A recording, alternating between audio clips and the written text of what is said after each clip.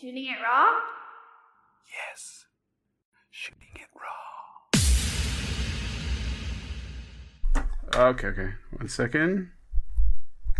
Okay, now I can hear you. Hello? Okay, cool. Oh, good. Hi. What I realized, though, is that this is a podcast, not an interview. Because is it okay if I don't play loud music, but if I puddle around my house making dinner for the kids? Sure, it's fine. Totally great. Okay, so first of all, nice to meet you, and thank you for joining me. Yeah, my pleasure. Hong Kong? I am in Hong Kong, and you're in Vancouver. I'm in Vancouver. Yeah. The reason we connected was because this podcast has been going on for a little bit, and our mutual friend Abby said, "Oh, you should talk to Adad." How do you say your own name? Oh, it's difficult. The Hebrew name, but I say Adad, but I think it's more Adad or Adad. Oh, so you put the stress on the first A. But I know I always say there's no stress. Okay. And do you have children? Yes, I have 2 children. You have 2 children. So you're a dad to 2. Bad joke. I'm really sorry. I'm a dad to 2, yes. Shit. That's all right. That's a dad joke told to a dad. Who's a dad? But the thing is, people make ran jokes all the time. Or ran jokes all the time. And it's just like, oh, like, geez. And I ran. I just did it. I'm really sorry. The reason why we connected was because, well, first of all, Abby thought that your project is really interesting, and she thought I should talk to you about it. So okay, cool. Let's dive into the photographs first, and then you can talk about that, and then after that we'll talk about whatever we talk about. Okay, so the first image I have is called Social Distancing Video Portrait 55. Babies Don't Do Still Edition. Okay. Okay, so why don't you talk about this project? Sure. So first of all, they're videos. So none of them are photographs. They're all not long. They're all short videos. They're 30-second videos. So they're videos of people standing still and trying to stay as still as they can for 30 seconds. So it looks like a photograph, but they're actually videos. Why did you start it? Yeah, so I guess on March 5th to 10th, I left Vancouver for New York and Ottawa for 5 days. It was a quick trip.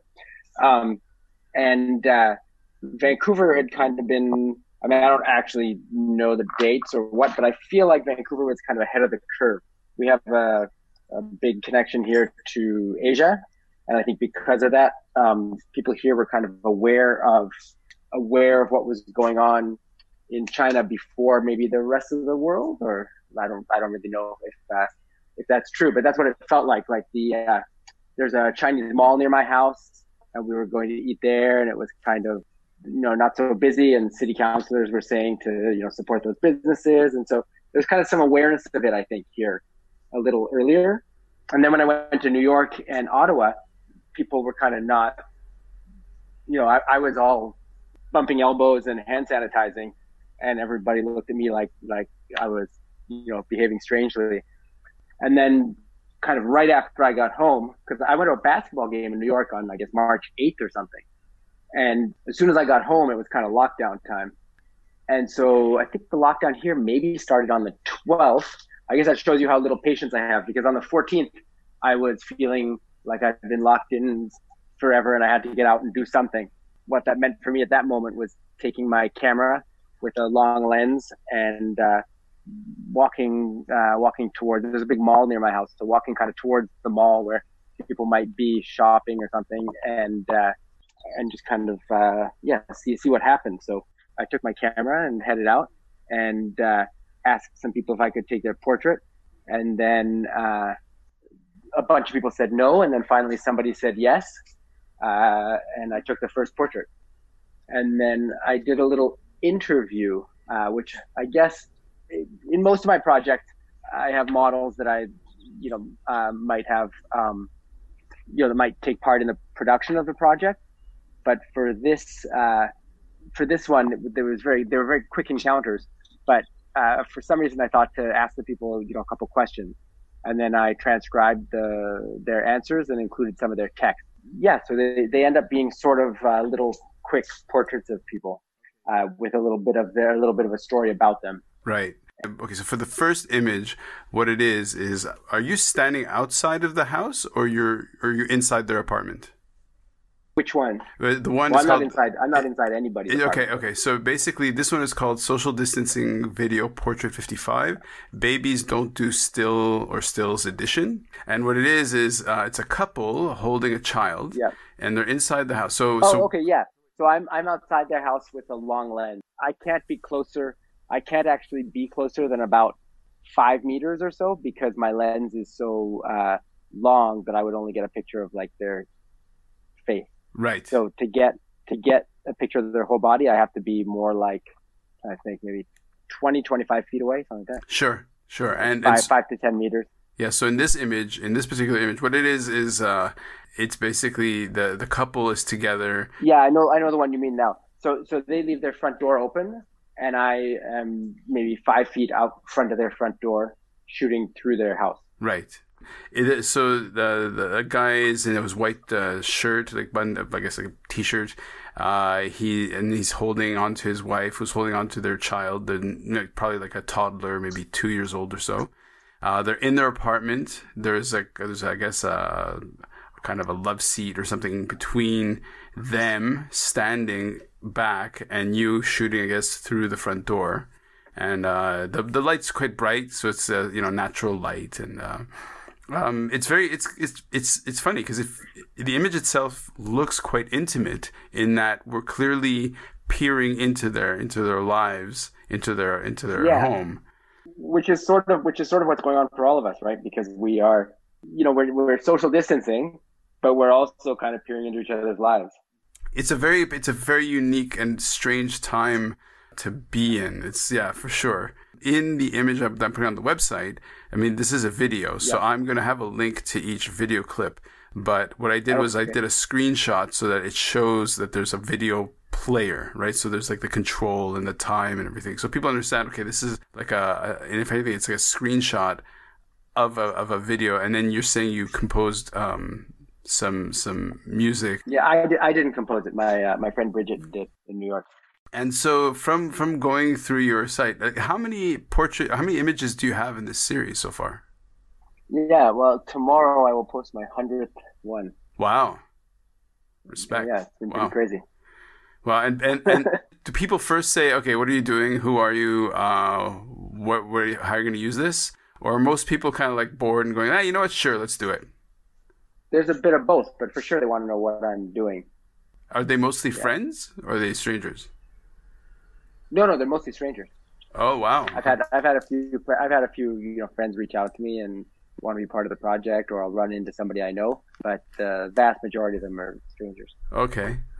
So I basically, if I'm out and I see somebody, I'll shout to them from across the street and say, "Hey, would you mind posing for me for a portrait?" And then often they say no, and if they say yes, I run and grab my camera and do a portrait. Also, if I'm doing a portrait, I found if I'm doing a portrait, if I'm making one, like in the process of making one, and somebody else comes along, they're much more likely to say yes. Sure. They see that I'm doing somebody else's. Sure.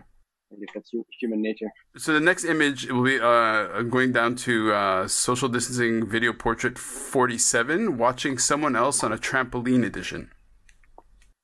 Okay, yeah. In this image, there's a girl sitting. It's funny because now it's not that long ago, but it seems like a million years ago. Yeah. This girl is sitting, I guess, on a trampoline, and she's got she's wearing like a black hoodie.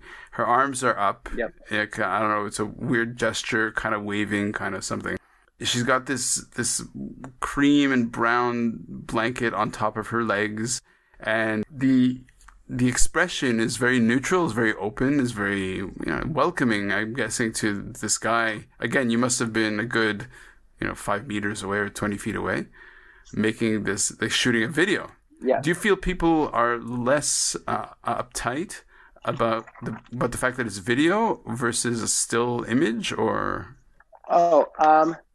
No, but you have to when somebody aims a camera at you, you do a quick performance of like, this is my persona for a photograph. Sure. Everybody does that.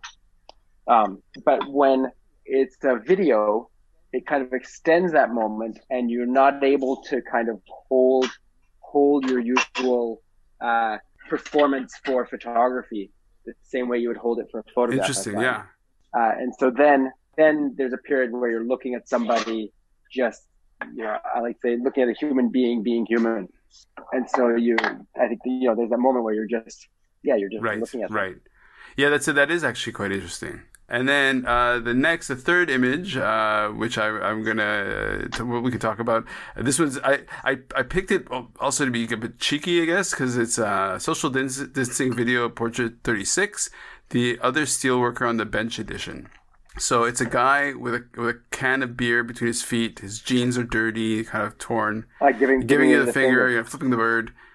He's sitting there smoking. He's clearly coming off a shift of work. He's probably working hard. Yeah. So describe that encounter.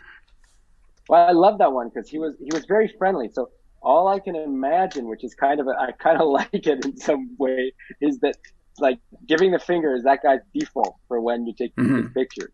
Like there was nothing aggressive about him, even though giving someone the finger is super aggressive.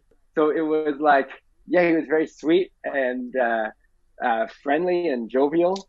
And then it was just like, I think he just had a kind of that's his thing that he does when someone aims a camera at him and he gives him the finger. So it was wonderful. It was a great moment. Well, that's why I included it, because I was just like, that's awesome. That's so good.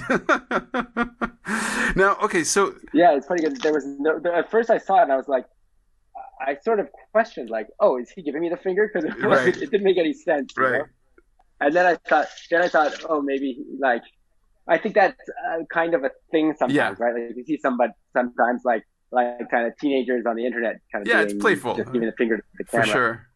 It's like, so that, it was just that, but it was fun. Okay. Well, So let's put this in the larger context. Okay. So right now you are a practicing artist. You know, your website, which will be in the description, it showcases a lot of your work. I looked at your about, your resume. You've done a lot of shows. It's very impressive. You know, let's zoom back even before that. So how did you meet Abby? How do you know Abigail? Oh, how did I meet Abby? Whoa, no, we're going way backtrack. We went to high school together. Okay. And this was in Vancouver. Yeah. In Vancouver. So I guess for some reason I want to say grade. I think maybe I was in grade 10 and maybe she was in grade 8 or 9, something like that. I think I'm older than she is. Okay. By 1 or 2 years. Right. How did you develop into a practicing artist? I never quit making art. I guess it's funny because in high school we didn't actually have. We went to Abby and I went to a small like alternative high school. I'm sure you've heard about it from her.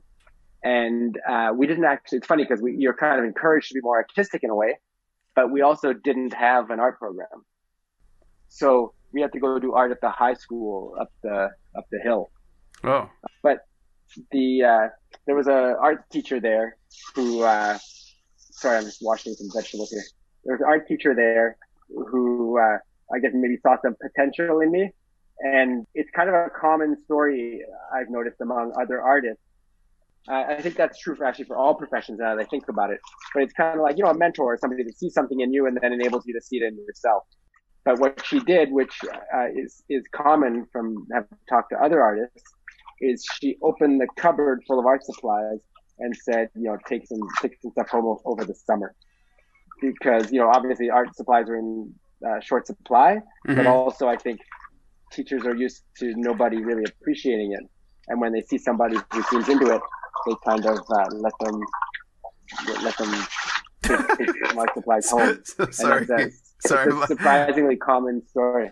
No, the reason I don't mean to be disrespectful. I'm laughing because you're talking and I can't see what's happening on your side.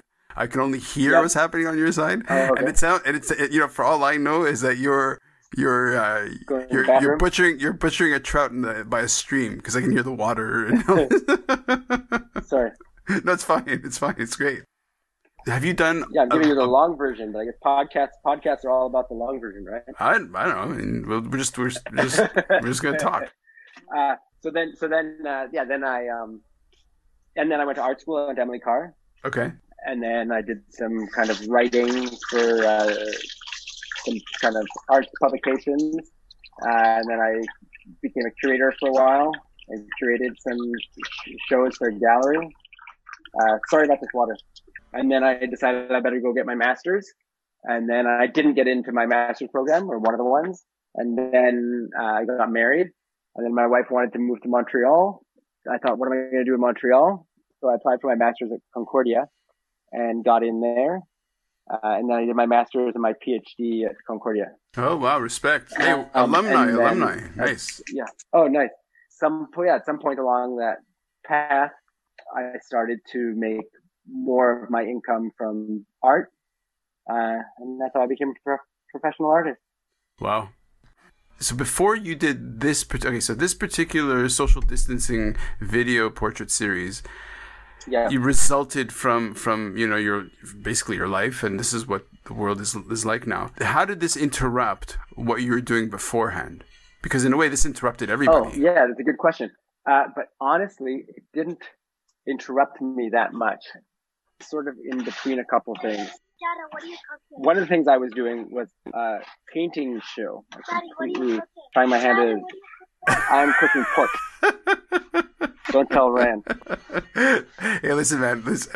Just to be clear, okay, I am I was born in Israel, born in Jerusalem. My parents left when I was okay. 6 months, or when I was less than a year old. So they moved to Montreal when I was a baby. And mine too. Mine left when I was 1. Right. And when I grew up, how old are you? I was born in 1972, so 1972. I don't know. I was born in 1971. My parents left when there was a war, probably the same as yours. Right. Exactly. And so a very common story, I think. Maybe our parents were friends. Yeah, that would be kind of interesting. I'll ask my parents. I'll ask my folks. But I often say that the most Jewish thing to do is to be an atheist. So yeah, like it's not that I don't believe in God, it's I believe in not believing in God. I've spoken to a couple of other photographers, practicing artists, art directors and all this stuff. How do you feel that your practice and your art and your sharing of art has changed? Yeah, not so much actually. I started with video and then switched, and then it grew to include video and digital photography. Mm-hmm. So the only time I shot real film was some medium format stuff to just get higher resolution. Right.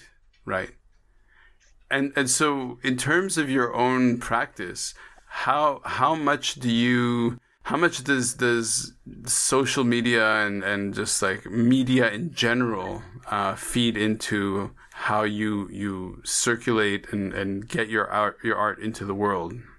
How does social media? Well, I'm used to making work, and then when I'm good and ready, I can release it. Right. Whereas this is kind of like putting all your pictures up one by one to the public before I've had a chance to sort through them. Right. Got it. You have somebody representing you in Montreal and somebody in New York? In Montreal and Vancouver. For somebody who has never done this, or who has never lived in your shoes, what is that like? It's great. I have, it's having galleries mean you have someone to bounce your ideas off of. You have somebody to sell your work to art collectors and museums. Where has your work been shown to be like either? My work has been shown, not to toot my own horn, but it's been shown around the world. In museums, in galleries, in biennials. Before this COVID thing, I was traveling probably, I don't know, a third of the time. Oh, wow. So in September, I had an art opening in Montreal, and then the next weekend in Switzerland, and then something in Toronto. I was in Brazil recently, so all over the place. But with COVID, I haven't been going anywhere. No, of course. But honestly, it's been nice to kind of have Oh, it's 7 o'clock here now. People are banging pots and pans. You know what I do at 7 o'clock here? What? Because my wife and kids think it's funny. I do a GREETO. Do you know what a GREETO is? No. Cover your ears. Okay.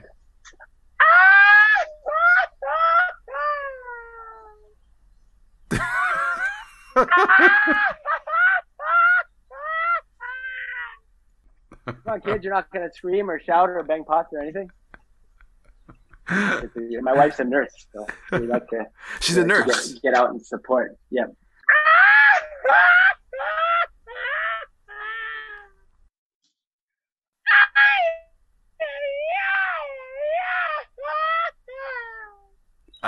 I think I'm falling in love with you.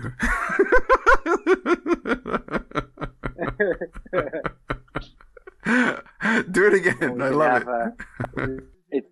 I learned GREETOs from Mexico. Okay. In Mexico, they do a lot of GREETOs. What's I didn't know the name of it. I knew the sound. I knew that sound from being in Mexico. But then I had a project in San Antonio, Texas, at the San Antonio Museum of Art, and I was driving around one day, and on the radio station they had like a call in. They said, "Call in with your best GREETO to win, $100 or whatever." And so then ever since then, I've known the name of that sound. But I guess it's not a particular sound. People have their own GREETOs. Oh, really? So it's just... Like it could be like your dad has a GREETO. It's like a celebratory cry scream. Oh. How do you spell that? GREETO. Okay. Oh, I love it. That's awesome. I don't know, though. That might count as gross cultural appropriation, but I think not.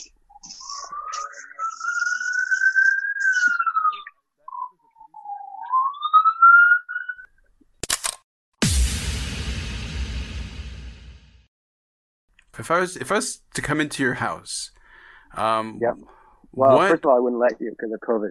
Oh, that's not very nice. I'll wear a mask. Right. Okay, by the way, Hong Kong is about 2 months ahead of where you guys are, right? So if I were to come into your house, wear it with a mask and all that stuff, what anchors would I see that would tell me, okay, this is a place where a photographer, an artist, a creative person is their home? It's a mess. I guess it's visually full. It's not, sometimes you see like, maybe that's a Jewish trait. sometimes you see people with nothing on their walls, and I always think that's bizarre. Right.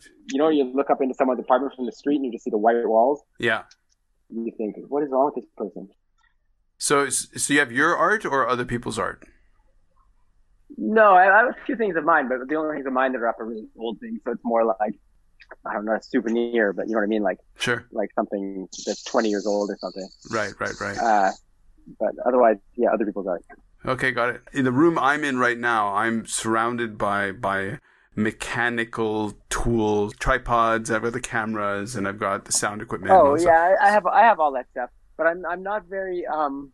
You have lots of photographers that are really into their gear, have a lot of gear, know a lot about it. I probably have a lot of gear at my studio downtown, but I'm not a super technical photographer. I don't know my gear very well. I only really end up shooting. For this project, I've been shooting quite a lot. Mm-hmm. But in general, for this project, I have been, but generally I don't. So right. I will go to a project in Africa. I did a project in Senegal. So I went there for 5 weeks and then I used my camera for a week. But then I may not have shot anything else with that camera for another 6 months. Okay. That's just kind of the way it goes. So I'm not very technical or crazy about the gear. Mm-hmm. Listen, Adad, thank you very much. Or no, sorry, Adad. Okay, thank you. How do you say your name again? How do you say your name? You said I liked it better the first time. In Hebrew, you put the stress on the second day. What can I say? It is like a brother to me. My mom told me there's no stress on it. There is no stress. Thank you so much for joining me, Randall Fancy, for this episode of Shooting It Raw. I really appreciate it. If you want to learn more about the show in general or today's guest in particular, check out the episode notes at www.shootingraw.com. That's shooting-it-raw.com. I appreciate everyone who takes some time out of their day to give Shooting It Raw a listen. So get out there, make amazing photos, and be sure to appreciate how amazing the world is.